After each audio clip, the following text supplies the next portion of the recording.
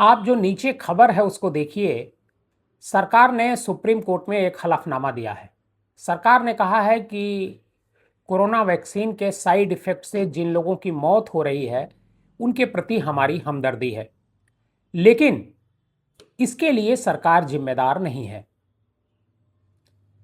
Corona की जो vaccine लगी थी उस वैक्सीन के साइड इफेक्ट खूब हो रहे हैं।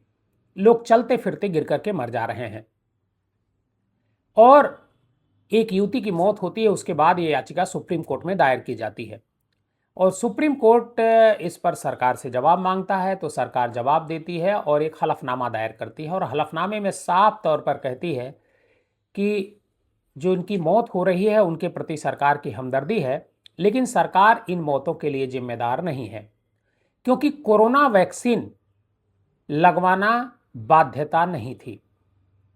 क्या ये बात सच है कि कोरोना वैक्सीन लगवाना बाध्यता नहीं थी? ये बात पूरी तरीके से सच नहीं है। दरअसल जब कोरोना आया था, वैक्सीन आई थी, तो इसका कैंपेन हो रहा था बाकायदे कि आप लोग वैक्सीन लगवाइए, और जो वैक्सीन नहीं लगवाता था उसे ट्रेन में टिकट नहीं मिलता था, उसे होटल में एंट्री नहीं मिलती थी, उसे हवाई जहाज में एंट्री नहीं मिलती थी, उसके टिकट नहीं होता था। जब आप होटल में जाते थे तो आपको कोरोना वैक्सीन का सर्टिफिकेट देना पड़ता था, तभी आप होटल के कमरे में एंट्री ले पाते थे।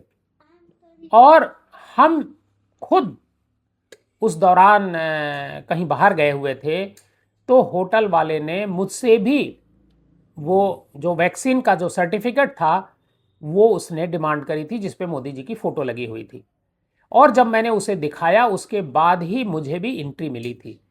तो ऐसा नहीं है, सरकार एक तरीके से उसको बाध्यकारी की थी। आज अलग बात है कि सरकार इससे मुकर रही है और सरकार कह रही है कि जिनकी मौत हो रही है उनके प्रति हमारी हमदर्दी तो है, लेकिन हम इसके लिए जिम्मेदार नहीं हैं।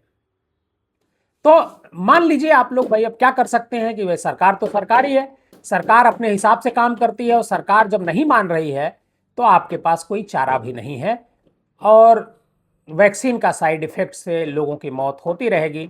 सरकार को इससे कोई चिंता नहीं है, सिर्फ और सिर्फ हमदर्दी है।